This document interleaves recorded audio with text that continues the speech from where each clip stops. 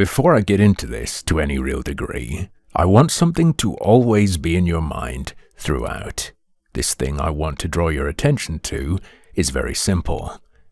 It is that Pokimane asked for it. Mina is my new brand. There's a Mina bird. It's very intelligent, very communicative, and that's how I want our brand and company to be. I want us to be so engaged with the community and asking you guys, like, what kind of snacks, what kind of things do you want, and bringing those to you, as companies should. Intelligent, communicative, agriculturally destructive, highly aggressive, devastating as an invasive species. You know, Mina birds. Perfect group for a healthy snack brand. Anyway, point is, to all you buy it or shut up, they're just cookies people driving by, bear in mind that she asked for feedback. Her whole brand's identity is based on the idea that they'll take feedback and communicate intelligently with consumers. You're an idiot, but... Like, if you're a broke boy, just say so. The folks dumping on her were merely obliging Milady's request. Really, it's quite chivalrous to shit on her snacks, I would say. For those not following yet, I apologize and will briefly fill you in as we proceed. Ladies and gentlemen, an e-girl is selling cookies. A very large e-girl is selling very expensive cookies. Very, very expensive cookies that are very, very similar to a batch made, according to Pokimane, by the same manufacturer, and originally sold in Costco for roughly 1/3 as much money.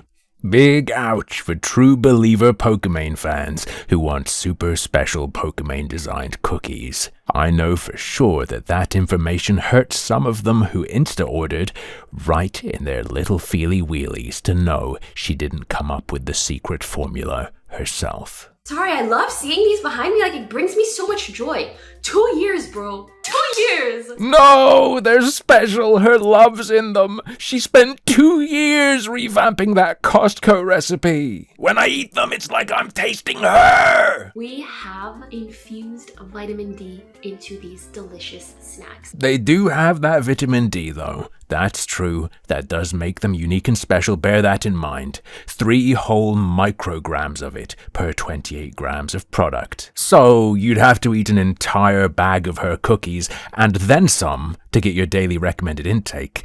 But still, it's in there. You might have a vitamin D deficiency. I know I have for a very long time. You're a complete moron if you get these cookies for the vitamin gimmick, thinking it's going to save you from a deficiency instead of simply taking a multivitamin.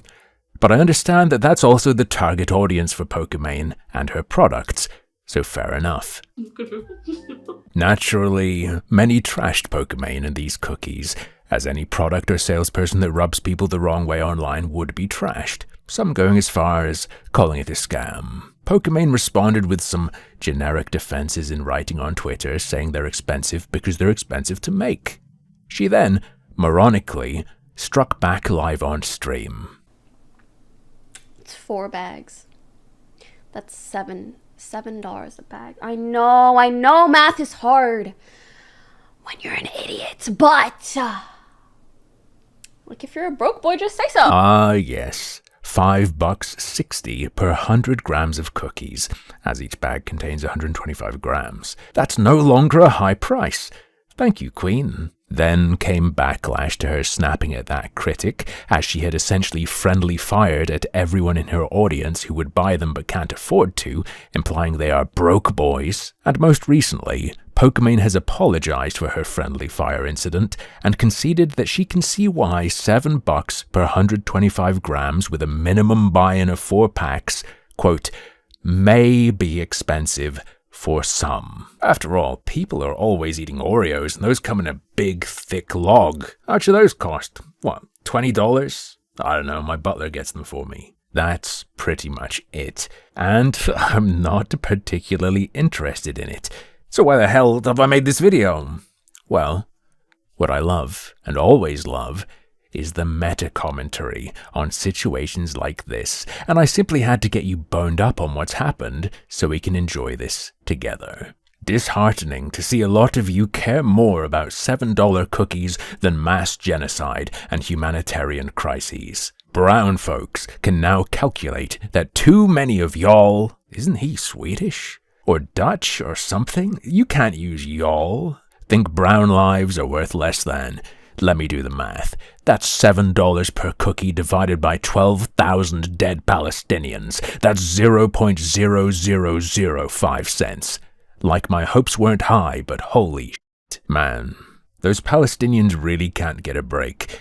Used as human shields by Hamas, and now used as human shields by a game dev to protect some chick's cookies. You'd think launching a luxury food item with all the time and resources that sucks up would be more of a sin than briefly taking the time to comment on it, but I guess the biggest barrier to peace in the Middle East is gamers talking shit on social media, as usual. Special note, I love imagining him back when he was in Flambert making Nuclear Throne. He had to do the math. He was like, what's more important, making this shooty, colorful little fun game, or solving Israel-Palestine?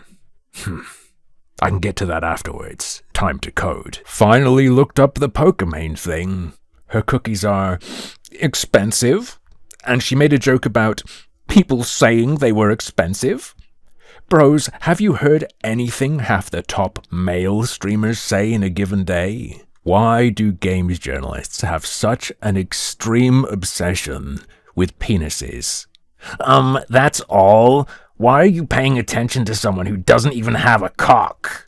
This take is demented because, 1, if people ignored her entirely in favor of talking exclusively about men saying nasty things online, all her business ventures would fail. You're dooming her.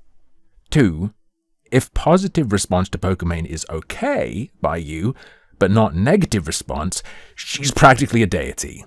No one should be that. At the very least, she's your Mohammed, prophetess of the overpriced cookies. From a non-believer, only silence will be tolerated. Here we have a different variation on the first tweet I looked at. More streamers are talking about the economics of Poki's cookies than the genocide in Palestine, so the bar is pretty low for using your platform for good. Firstly, at least Pokimane's cookies are real. Secondly, why in the hell would you want people who play video games or pursue even less intellectual pursuits in front of a camera in return for tips to be talking geopolitics? Pokimane's cookies are exactly the level of controversy perfect for streamers to tackle. The world would be a far better place if fewer streamers talked politics. You guys have people like Neon, Jack, Sneeko, who average thousands of viewers and do nothing but spread negativity and harass people in public. But when a girl sells cookies, that's when the y'all wanna speak out. Why do all these people say y'all? I don't think any of them are Southern. The immense hatred towards women on the internet is unhinged. This one is special to me. This one is important. I don't know who the hell Neon or Jack are. I know who Pokimane is. How many other people do you think that's true for? I know more or less who Sneeko is, but I've only ever seen people calling him a moron. Who is the person or demographic she's talking about? Who would talk about Pokimane but not these other people? Just women haters? To be annoyed at something, you have to know it exists. What's the number one group to know Poki exists?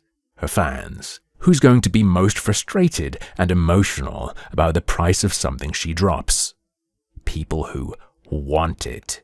People who love her. She gets hate for the same reason anyone would spend $28 on a 4-pack of her cookies. You can't court sycophants and then not net a few haters too. You can't accept someone using their body, their skin, their persona and image to wrap their brand of treats in to sucker those who idolize them into spending their money, then complain when people critique that product, as is their right, and their sharp words cut the star whose image the snack is wrapped in. They have to shoot through the hostage to hit the cookies because she's standing in the way. Before she fumbled and talked about that guy being a broke boy, I didn't even really see people talking about her. It's just because she's attached to the cookies, she's tied her identity to them, her brand. Dissing them or dissing her. Leave my queen alone. That said, now that her character definitely is dragged in through her own behavior, let me put it like this. People will buy these cookies because of who she is and what they think of her. So who she is and what should be thought of her is then fair game for comment. It has, willingly, by her, been made relevant to discussion. If you decide to make your own flesh and blood the face of your brand, it doesn't mean your products become immune to being talked about like products because you're standing in front of them as a human shield. It means quite the opposite. It means you are no longer above being discussed as something to be consumed.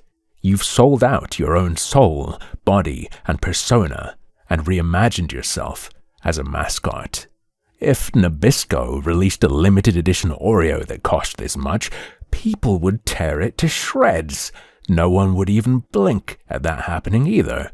Any Nabisco brand loyalists defending those dumb cookies would be called cringe. Unless, perhaps instead, a streamer girl's face was on the package, and the brand they were loyal to was her, or just a woman in general. You can't call it a scam! They're woman cookies! No one here is fighting misogyny. No one's cracked a deep cultural pattern. They're just mind-fucked consumer suckers who can't tell the difference between a human being and an ad. But, as usual, that's just another one of my harmful opinions.